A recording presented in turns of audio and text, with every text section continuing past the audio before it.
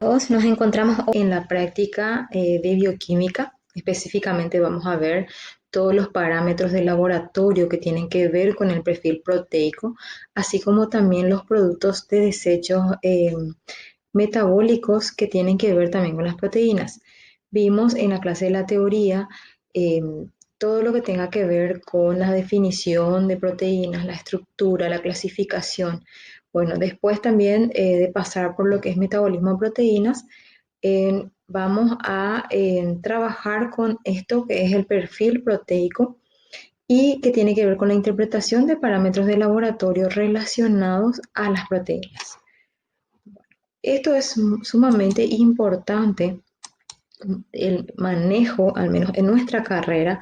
¿Por qué? Porque hay ciertas proteínas que tienen relevancia clínica y son las que nos van a dar un factor pronóstico dentro de lo que es, digamos, el cuadro clínico de un paciente dado. Si dentro de esas proteínas plasmáticas tenemos a la albúmina, tenemos a la globulina y también tenemos a la prealbumina, entre otras proteínas importantes que vamos a ir desarrollando a lo largo de la clase. Vamos a ir viendo que en el caso de la primera de ellas, que es la albúmina, vamos a ver de que esta es una proteína que tiene que ver o que forma parte de la fracción de las proteínas totales. ¿Sí? Vamos a ver que la cifra normal de las proteínas totales en suero está comprendida entre 6 y 7,8 gramos por decilitro. Y estas están integradas por la fracción tanto de albúmina como globulina. O sea, de ese total hay una parte que corresponde a la albúmina y otra parte que corresponde a la globulina. Ahora, la albúmina en sí es una proteína que es sintetizada por el hígado y de ese total representa más de la mitad de las proteínas presentes en el suero. Una de las funciones más importantes de la albúmina es la de regular la presión oncótica u osmótica de la sangre. Esto es decir, lo que hace es permitir que exista, digamos, suficiente cantidad de agua dentro de los capilares, o sea, es la fuerza con la cual se mantiene esa agua dentro de los vasos sanguíneos. ¿Qué es lo que pasa muchas veces? Cuando esta albúmina está baja, la presión osmótica también está baja y por ende el líquido de los capilares y de los vasos sanguíneos va para el espacio extracelular. Entonces eso también nos condiciona, vamos a ver más adelante, a un problema, ¿sí? Dentro de lo que es la clínica del paciente. También la albúmina actúa como un buffer, o sea, lo que hace es intervenir en el equilibrio ácido básico de la sangre. También tiene como función importante el transporte de lípidos, de vitaminas liposolubles, también de hormonas, de esteroides, de hierro, de cobre, o sea, una infinidad de, de a ver, de funciones que tiene la albúmina, que eso hace que cobre mucha relevancia dentro de lo que es, digamos, el estado clínico del paciente y por ende también es un factor pronóstico para nosotros dentro de lo que es la evolución de un paciente que cursa con una determinada enfermedad. Sí, vimos que esta proteína es sintetizada por el hígado, o sea, empecemos por allí. Dentro de todo, ¿verdad? Tenemos que ver al paciente de que muchas veces esa albúmina también puede tener su origen dentro de lo que es un problema hepático. También puede ser secundario a problemas como, por ejemplo, la baja ingesta de proteínas en una desnutrición calórico-proteica o proteico-calórica también, o sea, se ve también disminuida en ambos casos. Y también algo importante que manejar que la vida media de esta proteína es entre 19 a 21 días. ¿Esto qué quiere decir? Que esta albúmina se va a ir, digamos, va a sufrir una tasa de recambio prácticamente cada 3 semanas. Entonces, eso hace muchas veces que nosotros no podamos medir cuál es la evolución del paciente a través de este marcador o de esta proteína. Si bien es un factor pronóstico para nosotros, muchas veces no podemos ver precisamente los avances del paciente con relación a lo que es esta proteína. ¿Por qué?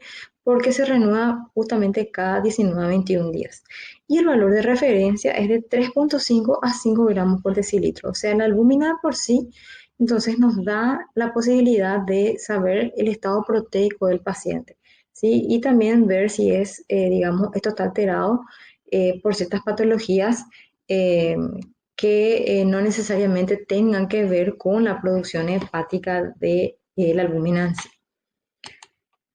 Bueno, ¿en qué casos se altera la albúmina? Tenemos, por un lado, en los casos en los cuales tengamos una hipoalbuminemia, o sea, unos bajos niveles de albúmina en sangre con relación al parámetro de referencia. Entonces vamos a ver que existen casos en los cuales está disminuida, como por ejemplo en los casos de pérdidas como hemorragias, también cuando hay problemas renales, o sea, cuando hay una excreción de albúmina a través de la orina, cuando hay un catabolismo excesivo. También puede darse caso en el caso en el cual estemos con hepatopatía o el paciente se encuentra con un daño a nivel hepático, o sea, a nivel del órgano productor, que en este caso es el hígado. Eh, Puede ser una alimentación también carente en proteínas, o sea, son varias las causas que pueden originar una hipoalbuminemia. Esta hipoalbuminemia condiciona al paciente a tener edemas. ¿Qué es un edema? Es la retención de líquidos muchas veces en los miembros inferiores, y esto se da justamente ¿por qué? Porque vimos al inicio que la albúmina es una proteína que mantiene el poder oncótico de la sangre. O sea, dijimos que era la fuerza con la cual se mantenía el agua dentro de los vasos sanguíneos y los capilares. Entonces, ¿qué es lo que ocurre cuando hay un bajo nivel? Entonces, ese líquido, esa agua que fue de la cual forma parte, digamos, la sangre también, lo que hace es ir a los terceros espacios y por ende condiciona al edema. Entonces, uno de los síntomas clínicos en el cual se puede ver que está alterada la albúmina es justamente cuando el paciente tiene edema. ¿En qué casos entonces tenemos lo contrario, o sea, la hiperalbuminemia? Vamos a ver que existen casos en los cuales esta proteína se encuentra aumentada también en sangre, ¿sí? Lo denominamos hiperalbuminemia, y esto se da en casos de una tuberculosis avanzada, también en casos de que exista una hepatitis viral, también en casos de deshidratación aguda. Por eso es que no podemos hablar de que muchas veces un resultado nos condiciona un diagnóstico. ¿Por qué? Porque estos parámetros son parámetros laboratoriales complementarios a la clínica del paciente. A veces nos da un valor muy elevado, sin embargo el paciente está con una deshidratación, entonces se le denomina de esta manera una pseudo hiperalbuminemia. ¿Por qué? Porque digamos que es una consecuencia de la hiperconcentración, que esa albumina está elevada en sangre.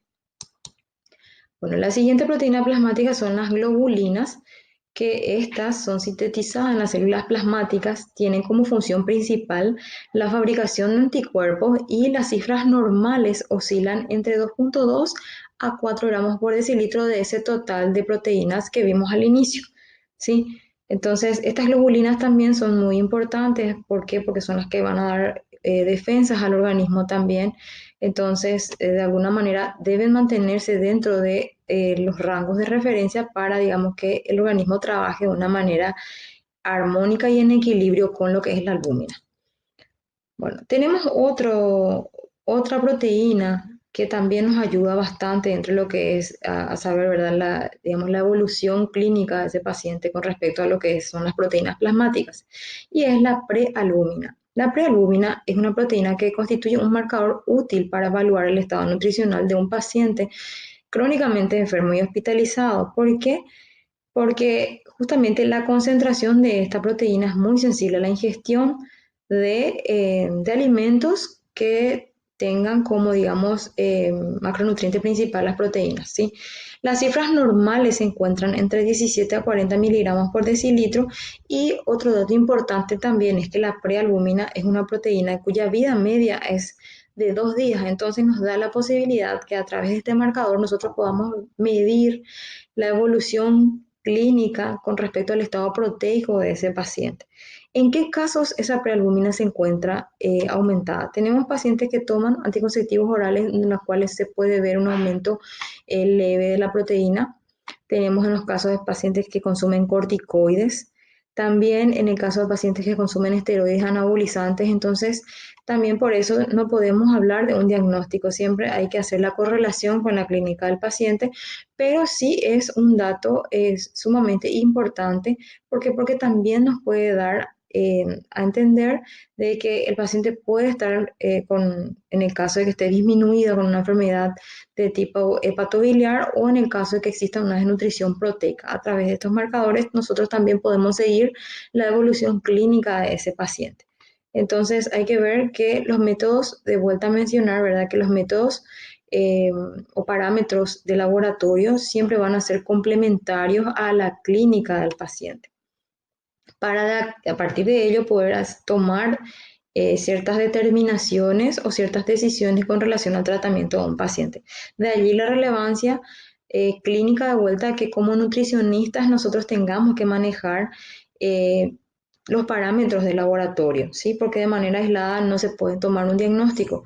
Y también de esta manera nosotros vamos a poder tomar ciertas decisiones a la hora de ver, digamos, la evolución de ese paciente con relación al estado proteico.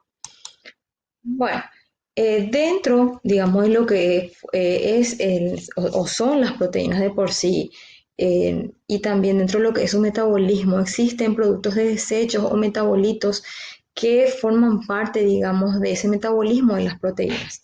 Y dentro de esos metabolismos, de esos metabolitos, nosotros tenemos al perfil renal también como parámetro importante dentro de lo que es el catabolismo de proteínas, ¿sí?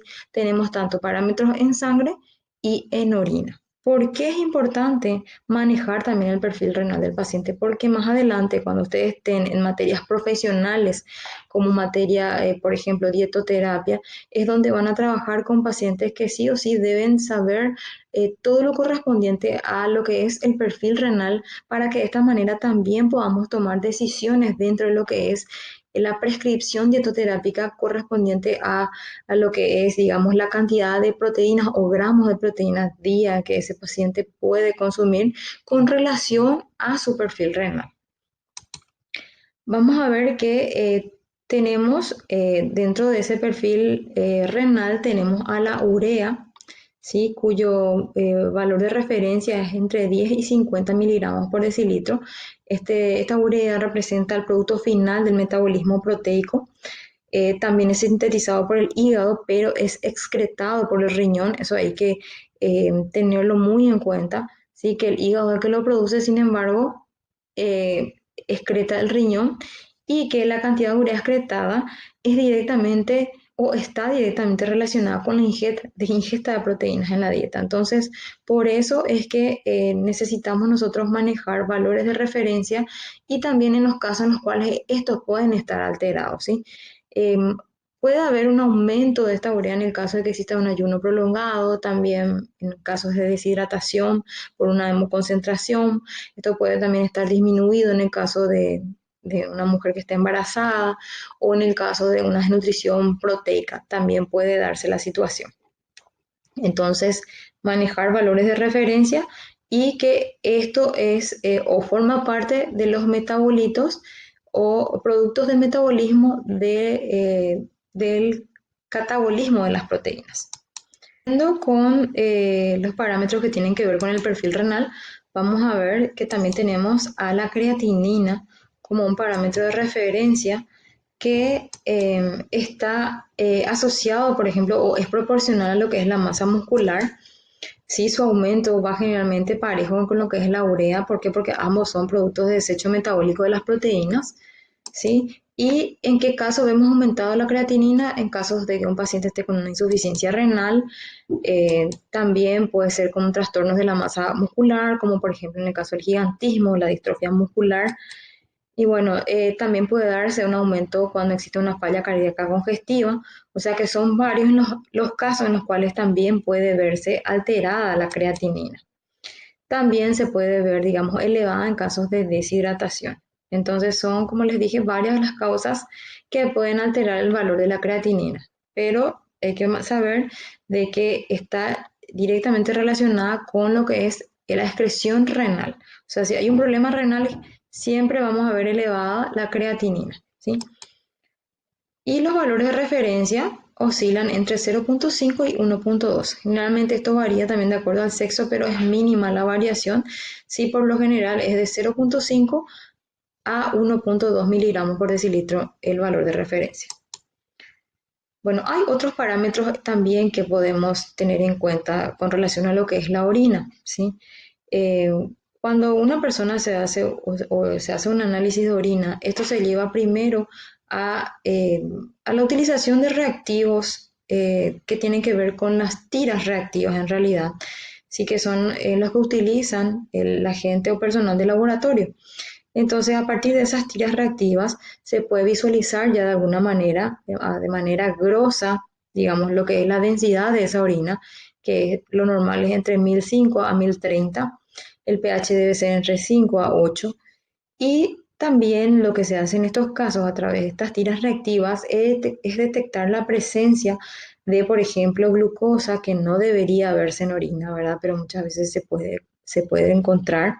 Sí, también la presencia de cuerpos cetónicos en el caso en el cual una persona esté de repente ayunando, también se puede dar en un caso patológico, como en el caso de una cetosis diabética, o sea, pues hay que ver un poco la clínica del paciente, no siempre tomar el resultado como un diagnóstico. También se pueden detectar la presencia de proteínas, que generalmente esto se puede ver con cruces, que es la manera en la cual se informa, pero hay que tener en cuenta que esto no debería de verse en orina. También presencia de hematíes, o sea, presencia de glóbulos rojos que no debería verse. En el caso de infecciones en las cuales se pueden encontrar las tearasas leucocitarias, también urobilinógeno, presencia de nitritos que no deberían de existir. Y bueno, son, digamos, eh, a ver, son características que se pueden encontrar dentro de la orina y que también pueden llevar a, digamos, a entender el cuadro clínico de un paciente. Esto es en cuanto a lo que es tiras reactivas.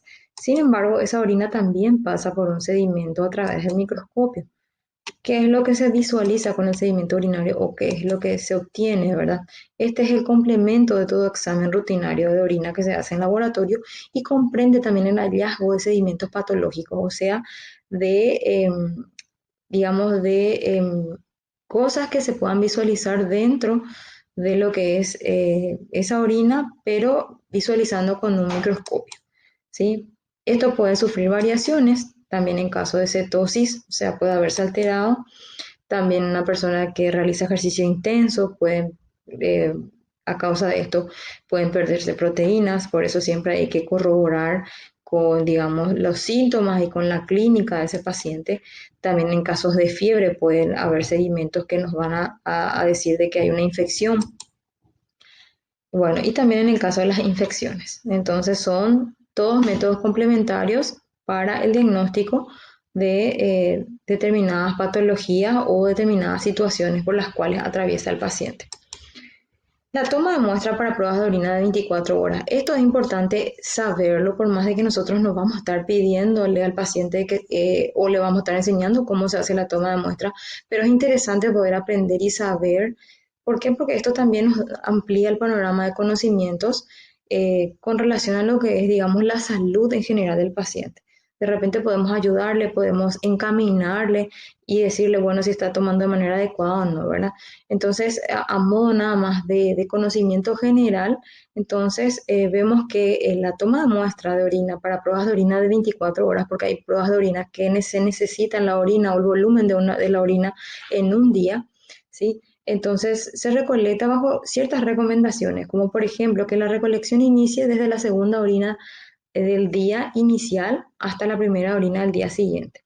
También que esa muestra de orina que se va recolectando en el día sea refrigerada en todo momento en la heladera. También se deben recolectar todas las muestras de orina del día, por más escasas que sean, sin olvidar en ninguna ocasión el paciente no debe olvidarse de que debe ir juntando, digamos, la orina de todo el día, por más pequeña que sea, en el mismo, digamos, envase y que se deben evitar el exceso de la ingestión de líquidos que puedan alterar el volumen real de orina diaria y que los valores de referencia con relación a la ingesta de esos líquidos es de 2,5 a 3,5 litros día. Entonces, esto es importante también manejar.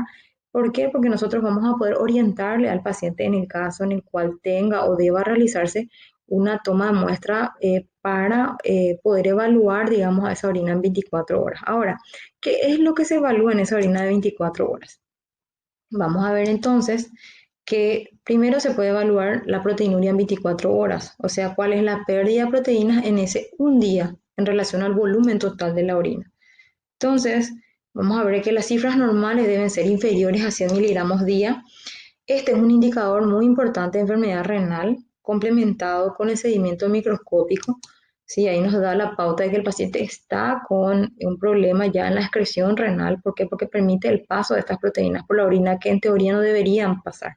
¿Sí? Y la albúmina constituye entre el 60 y 90% de la proteína excretada y el resto integrada por globulina. O sea, de esa pérdida de proteína, la mayor parte, para no decir toda, es prácticamente a expensas de lo que es la albúmina. ¿Sí? Entonces vamos a ver también que un aumento en su expresión se traduce en un aumento de la permeabilidad de las membranas glomerulares. O sea, hay un problema a nivel del glomérulo renal, el cual permite la salida de esas proteínas, ¿sí? Por los poros que ya están dañados a causa de un problema de base, una enfermedad renal de base. Y la cantidad no permite valorar la gravedad. Entonces, la cantidad no permite valorar la gravedad de la afección, pero su dosificación periódica sí valora el progreso o regresión de la lesión. O sea, lo que el médico puede constatar aquí es si esa enfermedad renal se detuvo o si realmente está progresando de acuerdo a la cantidad de proteínas perdidas en esas 24 horas, ¿sí? Sabemos también que los problemas, o sea, un problema renal condiciona a la muerte de células del riñón, o sea, a la muerte de las nefronas, y que esto es un proceso irreversible, o sea, esa proteinuria probablemente con un tratamiento nutricional pueda detenerse, pero ya no pueda mejorar. Seguimos entonces con otras pruebas que tienen que ver con ese volumen de orina en 24 horas, y esta es una también de las más importantes, que se llama clearance de creatinina, que es el parámetro que nos va a decir o nos va a mejor dar un panorama sobre cómo está el índice de filtración glomerular de ese paciente. O sea, es el mejor predictor de la función renal. Lo que hace es medir la forma en que los riñones excretan la creatinina y por ende los productos de desecho de las proteínas. Esta es una prueba mucho más específica que tener el valor de la creatinina. ¿Por qué? Porque esta es la prueba que nos da la funcionalidad renal del paciente. Y esto es útil también para controlar la progresión de la terapéutica en las afecciones renales. ¿Por qué? Porque lo que se hace es seguir un tratamiento con el paciente, y donde uno de los pilares de tratamiento es el tratamiento nutricional, con referencia al aporte de proteínas que van a condicionar que esas nefronas remanentes no se estropeen más de lo que ya están estropeadas. Entonces, de esta manera lo que nosotros hacemos es tratar de detener de alguna manera en, digamos, la progresión de esa enfermedad renal. Hay cifras normales en mujeres que van de 75 a 115 ml minutos por 1,73 metros cuadrados, que son, digamos, es la unidad de medida en la cual se hace este cálculo, y en varones es de 85 a 125 ml minuto. Entonces, el clearance de creatinina lo que nos da es la posibilidad que a partir de ese valor nosotros podamos trabajar dentro de lo que es la dietoterapia del paciente. Por eso que es muy importante conocer y saber los valores de referencia, para que a partir de ello podamos instalar un tratamiento que sea conservador, que trate de por lo menos detener a la enfermedad y seguir, digamos, haciendo que esas nefronas remanentes trabajen lo más óptimo posible. Entonces ahí se van a dar cuenta de lo importante que es manejar el perfil renal y las pruebas que nos van a dar un panorama sobre lo que es la funcionalidad renal, y también el control para saber si realmente este paciente necesita una restricción proteica, o por el contrario, no necesariamente tenga que ser ya una restricción proteica, sino incluso un método sustitutivo en el caso de que el paciente esté necesitando una hemodiálisis o pueda hacerse una diálisis peritoneal, u otro método, ¿verdad?, para poder realizar mejor esa filtración glomerular, y que el paciente eh, no termine, digamos, en una evolución mayor en lo que es la elevación de estos parámetros de laboratorio, y por ende a una hiperazoemia que va a condicionar a que ese paciente tenga otros síntomas clínicos, que va a hacer que digamos, su enfermedad vaya en detrimento de lo que es su bienestar. Bueno, Y otros parámetros de laboratorio que también tenemos aquí. Aquí les dejo, digamos, los parámetros de referencia. Igual van a recibir ustedes en el aula virtual una tabla en la cual van a encontrar todos los parámetros del laboratorio para poder trabajar con los casos clínicos. Y aparte de esto también tenemos los valores de referencia de los electrolitos, que no nos olvidemos que también son muy importantes para el equilibrio ácido-base de la sangre. Bueno, entonces espero que hayan visto el material, que hayan tomado sus apuntes y bueno, para que en la próxima clase podamos hacer los casos clínicos. Nos vemos entonces en la próxima.